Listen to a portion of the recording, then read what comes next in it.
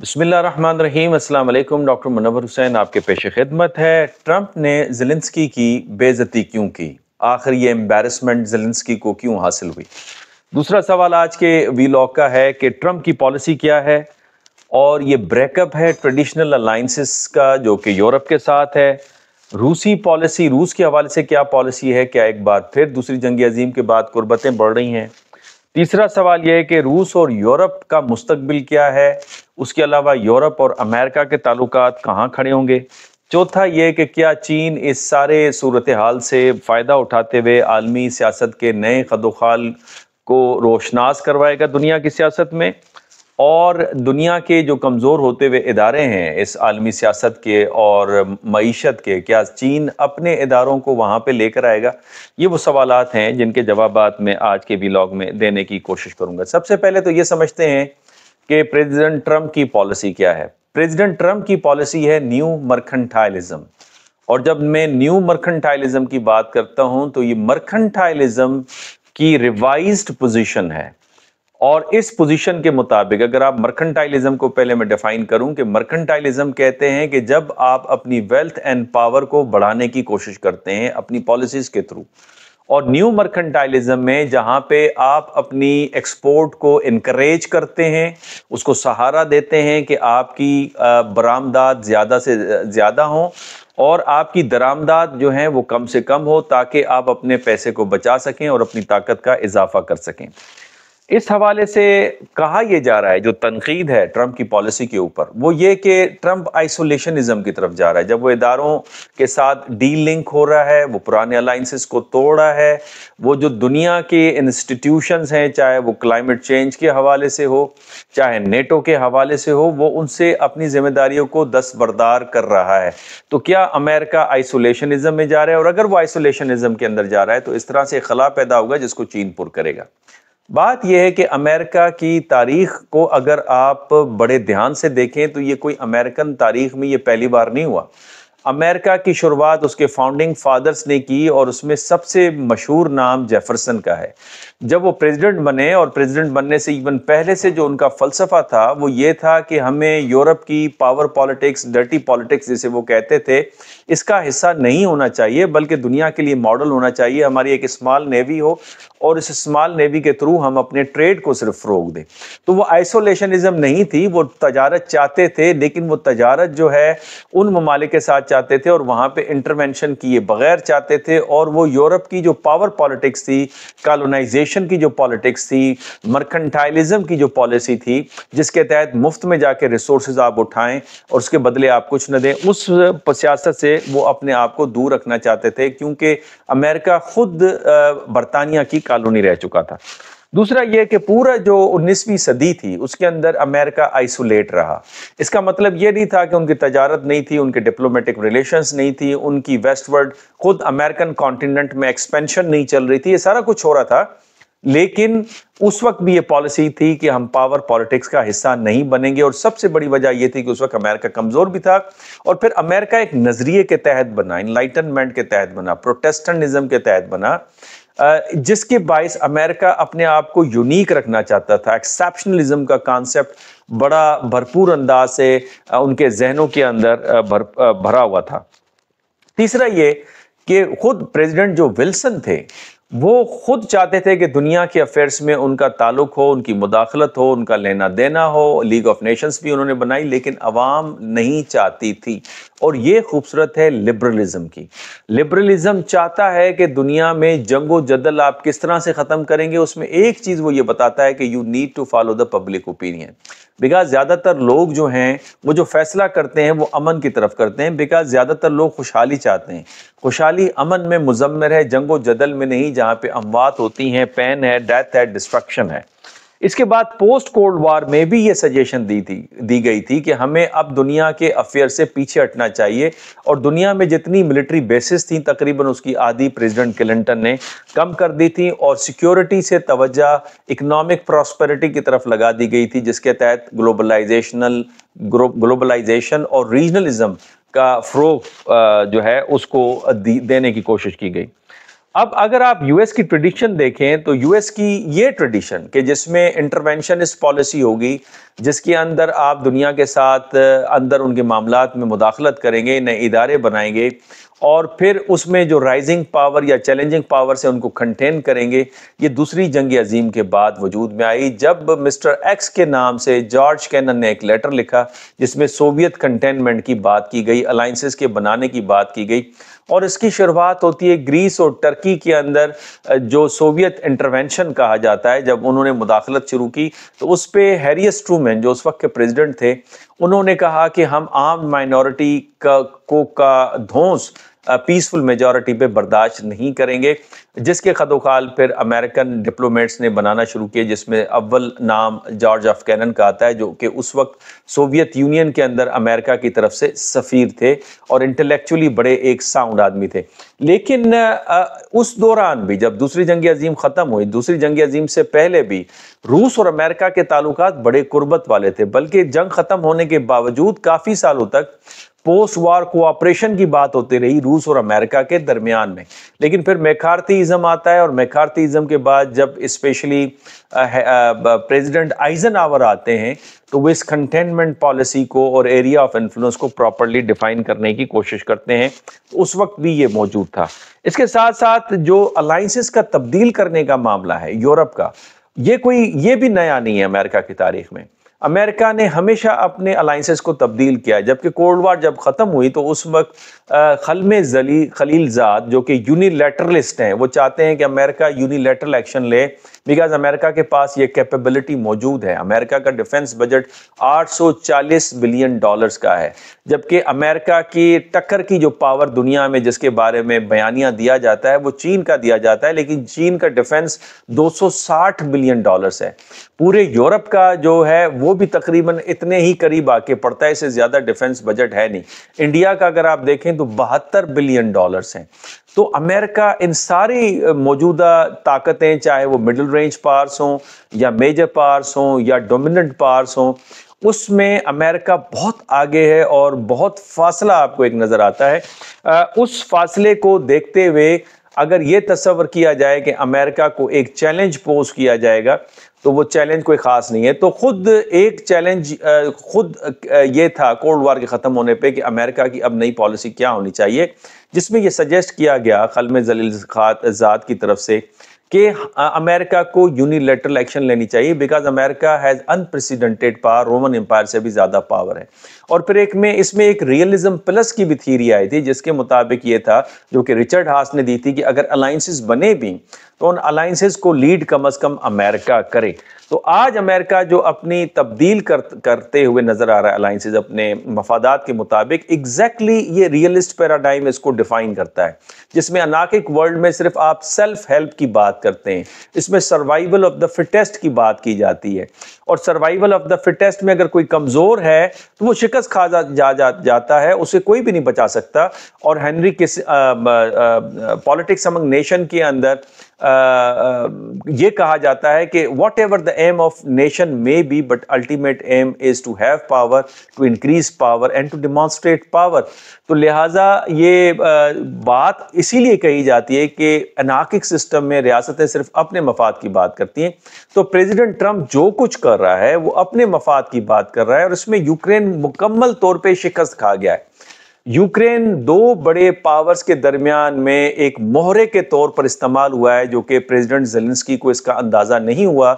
हालांकि जेफरी सैश जैसे American scholar इसे बार बार इनको बावर कराने की कोशिश करते थे, जिसके मुताबिक 2023 मार्च में जब प्यूटन ने एक ऑफर दी कि आए और नेगोशिएट करें, तो उस वक्त जेफरी सैश ने ज़ेलेंस्की से कहा कि ये this is a golden opportunity जहां पे आप उनके साथ नेगोशिएट करके कंसेशंस ले लें।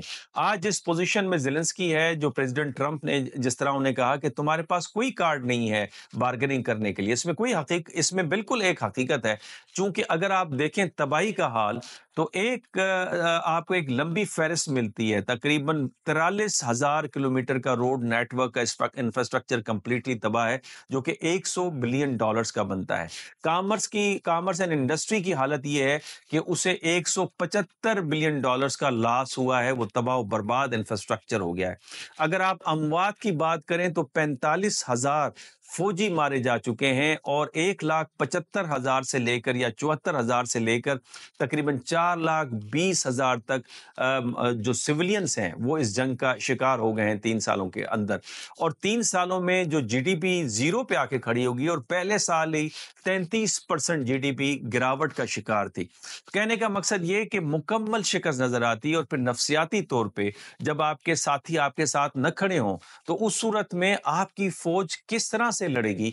और वो फौज जिसको फ्रांस 4,000 का एक टोला तैयार करता है स्ट्राइकिंग फोर्स के तौर पर, स्टेट ऑफ आर्ट, उन्हें व्हीकल दी जाती हैं कि रशिया पे हमला करें, और वो रशिया पे हमला नहीं कर पाते, बल्कि रशियन हमलों की वजह से वो भाग जाते हैं। आज अगर यूरोप ये कहता है कि ट्रंप ने बेइज्जत कर दिया ज़ेलेंस्की को और हम उसके साथ खड़े हैं, और 20 से 30,000 फौज तैयार करके कम अज कम उसको डिफेंड करने की कोशिश करेंगे, तो ये डिफेंड नहीं हो पाएगा, बिकॉज यूरोप में इतनी तड़ नहीं है, और बैलेंस ऑफ पावर मुकम्मल तौर पर इस वक्त रशिया के फेवर में गिरते नजर आ रहा है। वैसे भी conventionally Russia far more superior है than whole of the Europe, लिहाजा अमेरिका के बगैर ये हो नहीं सकता। तो अल्टीमेटली ये जंग खत्म हो चुकी है, और इस जंग का नतीजा रशिया के फेवर में है। अब मैक्सिमम ये कर सकते हैं कि जिस तरह से यूके ने 2 बिलियन पाउंड देकर ज़ेलेंस्की को ये बावर कराने की कोशिश की गई है, वो भी लोन के तौर पे, कि हम आपके साथ खड़े हुए हैं और कुछ न कुछ आपको सपोर्ट देते रहेंगे, ताकि आप इतनी जंग जरूर लड़ें कि जब नेगोशिएशन हो तो उसमें आप कुछ गेन कर पाएं। लेकिन क्या गेन करेंगे? 50% आप मिनरल्स अपने हाथ से निकाले जा रहे हैं। आपके जो दुम्बास का एरिया है, पहले क्रीमिया हाथ से गया, अब दुम्बास का एरिया जाएगा। और तारीख अगर आप देखें तो ये तारीख में ये बॉर्डर्स तब्दील होते हुए नजर आ रहे हैं, और इन तीनों की, चाहे वो ज़ेलेंस्की है, चाहे वो प्यूटन है, व्लादिमीर एक का जो नाम आता है, ये व्लादिमीर कीव का शहजादा था, और जिसने ऑर्थोडॉक्स मजहब अडॉप्ट किया था। तो ये एक हिस्सा थे, कोई ये तब्दीली नहीं। और तारीख में इन बॉर्डर्स को आप तब्दील होते हुए देख रहे हैं। आज अगर यूक्रेन डिवाइड होगा तो ये इसी तरह डिवाइड होगा जिस तरह से कश्मीर डिवाइड होते हुए नजर आ रहा है, जिस तरह से north and south Korea divide होते हुए नजर आ रहे हैं, इसी तरह से आपको ये डिवाइड नजर आएगा। और ये कम अज कम 2-3 दहाइयों तक ये डिवीजन आपको होते हुए नजर आएगी। इसके साथ साथ रिपब्लिकन्स की जो पॉलिसी है उसको भी समझना जरूरी है। रिपब्लिकन्स की पॉलिसी में एक आपको पैटर्न नजर आता है। वो बड़ी सिंपल पॉलिसी मेकिंग करते हैं, वो कन्वेंशनल विजडम या कन्वेंशनल डिप्लोमेसी को लेके नहीं चलते। और यही तुर्रा इम्तियाज प्रेसिडेंट ट्रंप का है, और वो खुद भी कहते हैं कि मैं अनकन्वेंशनल पॉलिटिशियन हूं, मैं डील मेकिंग के ऊपर यकीन रखता हूं, डिप्लोमेसी के ऊपर मैं यकीन नहीं रखता। जहां तक रूस और यूरोप का ताल्लुक है, तो यूरोप इस वक्त डरा हुआ है। हालांकि यूरोप को चाहिए कि वो रशिया के साथ नेगोशिएट करके अपनी माशी मफादात का तहफ़्फ़ुज़ करें, जिसमें सारी एनर्जी रूस से आ रही थी, बजाय ये कि अब वो अमेरिका पे पूरा इन्हिसार करें। अमेरिका तो एक डील कर चुका, प्यूटन के साथ भी एक डील कर चुका, और साथ में ज़ेलेंस्की से भी फेवरेबल डील निकालेंगे।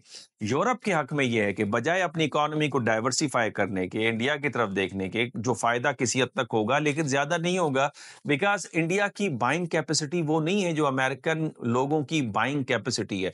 और अमेरिका के साथ जो ट्रेड है वो तकरीबन $235 बिलियन ईयू के फेवर के अंदर है। वो तकरीबन 675 या 74 बिलियन डॉलर की ट्रेड है, जिसमें तकरीबन 300 से ज्यादा जो ट्रेड, अगर आप मुझे इजाजत दें तो मैं आपको फिगर दे के उसमें बता सकता हूं कि जिसमें से 370 बिलियन डॉलर जो है वो अमेरिका अपने गुड्स यूरोप में बेचता है, और जबकि यूरोप जो है वो 605 बिलियन डॉलर्स की ट्रेड जो है एक अपने गुड्स जो है अमेरिका में बेचता है। 605 बिलियन डॉलर, 975 बिलियन डॉलर की तो टोटल ट्रेड है।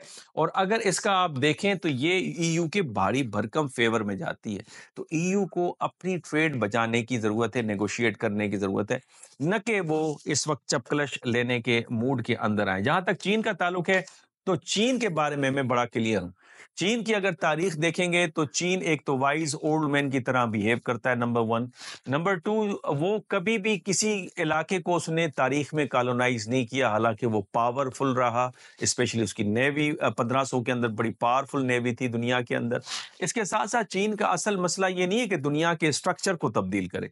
चीन ने ये खुद भी कहा है कि उसका असल मसला how to feed the very big population, और फिर वो जो एग्जिस्टिंग स्ट्रक्चर है उस एग्जिस्टिंग स्ट्रक्चर में थोड़े रिफॉर्म के साथ वो इसको असिस्ट करना चाहता है, बिकॉज यही वो ग्लोबल स्ट्रक्चर है, यही वो ग्लोबलाइजेशन है, यही वो लिबरल इंस्टीट्यूशंस हैं जिसने चीन को एक माशी हैसियत दी है, एक माशी बूम दिया है, और चीन दुनिया की दूसरी बड़ी इकोनॉमिक पावर बन के उभरा है।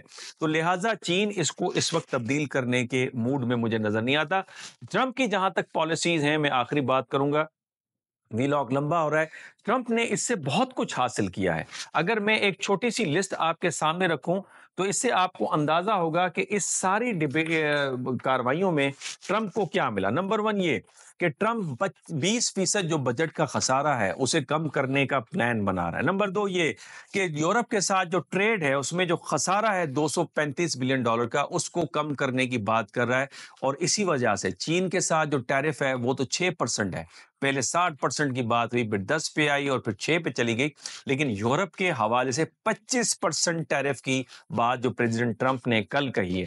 इसके साथ साथ अगर उनको देखें तो $45 बिलियन का जो ट्रेड का खसारा है इंडिया के साथ, वो डील उन्होंने मोदी के साथ कर लिए, जिसमें प्राइम मिनिस्टर मोदी और इंडिया मजीद ऑयल एंड गैस जो एनर्जी है वो अमेरिका से खरीदेंगे, और साथ साथ F-35 और दूसरी मिलिट्री हार्डवेयर भी अमेरिका से लेंगे, और इस तरह से ये खसारा जो है इसे कम कर दिया जाएगा। तीसरा ये कि बगैर इंटरवेंशन के उन्होंने सीज फायर हासिल कर ली इजराइल और गजा के मामले के ऊपर, और फिर इसी तरह से यूक्रेन भी वॉर को खत्म करने के हक में है, लेकिन किस करवट और कैसे बैठा जाए ये तय करना बाकी है। लेकिन इसमें मुझे कोई शक नहीं कि ये जंग मुकम्मल तौर पे इस वक्त कार्ड्स जो मुकम्मल तौर पे प्रेसिडेंट प्यूटन और प्रेसिडेंट डोनाल्ड ट्रंप के हाथ के अंदर है। तीसरा ये कि ट्रंप ने जो डील डॉलराइजेशन थी उसके प्रोसेस को किसी हद तक रोक दिया है, जब इंडिया ने कहा कि हम डॉलर के अलावा और करेंसी को कबूल नहीं करेंगे और ब्रिक के प्लेटफॉर्म पे नई करेंसी को अडॉप्ट नहीं करेंगे। और इसके साथ साथ फिर प्यूटन के साथ जो डील होगी उसमें भी हकीकत में ये बात हुई होगी। तो मैं ये समझता हूं कि किसी हद तक डी डॉलराइजेशन और जो एक अल्टरनेटिव स्ट्रक्चर की फाइनेंशियल इंस्टीट्यूशंस की बात हो रही थी, तो वो मुझे रुकते हुए नजर आ रहा है। और इसके साथ साथ मैं ये भी कहूंगा कि जो पावर स्ट्रक्चर है वो उसके अंदर सिर्फ इस हद तक तब्दीली जरूर आ रही है कि पावर शिफ्ट हो रहा है यूरोप से वेस्ट से ईस्ट की तरफ। और माजी में 90s के अंदर 5 बड़ी इकोनॉमीज में एक एशियन इकोनॉमी नहीं थी, लेकिन आज 5 बड़ी इकोनॉमीज में 3 एशियन इकोनॉमी है, जिसके अंदर चाइना है, जिसके अंदर इंडिया है, जिसके अंदर रशिया है। तो लिहाजा अगर आप देखें तो पावर शिफ्ट हो रहा है, और इस रियलिटी को मैं समझता हूं किसी हद तक अमेरिका में रियलाइजेशन है। देयरफॉर अमेरिका कोशिश कर रहा है कि वो इंगेज करे रशिया के साथ, ताकि चाइना के साथ कुछ न कुछ एक डील की जा सके। इसी तरह जिस तरह 70 की दहाई में चाइना के साथ कंस्ट्रक्टिव एंगेजमेंट करके सोवियत यूनियन को कंटेन किया गया था, चाइना को कंटेन तो नहीं कर पाएंगे, बिकॉज इस वक्त जो ट्रेड है दोनों ममालिक के दरमियान में वो $760 बिलियन की है। इंटरडिपेंडेंस बहुत ज़्यादा है, और मैं नहीं समझता कि चाइना उस तरह का नैरेटिव अडॉप्ट करें जिसमें वो कन्फ्रंटेशन चाहते हैं, वो कंस्ट्रक्टिव इंगेजमेंट चाहते हैं। और वैसे भी अमेरिका में बड़े पैमाने पे प्रोटेस्ट होना शुरू हो जाएंगे अगर टैरिफ चाइनीज़ गुड्स पे बढ़ता है, क्योंकि ख़वातीन का कहना है तो फिर हम कपड़े क्या पहने। तो चाइनीज़ इंटीग्रेट कर गई है Chinese economy with the American economy. इससे जान छुड़ाना इतना आसान नहीं है, एक भरपूर इंटरडिपेंडेंस है। तो ये एक मुख्तसर सा वीलॉग मैंने आपके सामने रहा है। आप मुझे गाइड कीजिएगा अगर कोई बात अच्छी लगी हो, और अगर आपका एक डिफरेंट व्यू पॉइंट है तो उस डिफरेंट व्यू पॉइंट को जरूर रखिएगा। लेकिन आने वाली सियासत में इसमें कोई शक नहीं है कि चाइना का, रशिया का, अमेरिका का कलीदी किरदार होगा। उसके अलावा जो पावर्स हैं मिडिल रेंज पावर या उससे ज़रा बढ़ के जैसे इंडिया है, उनका भी अपना अहम किरदार होगा। इजाज़त दीजिए, अल्लाह हाफिज़।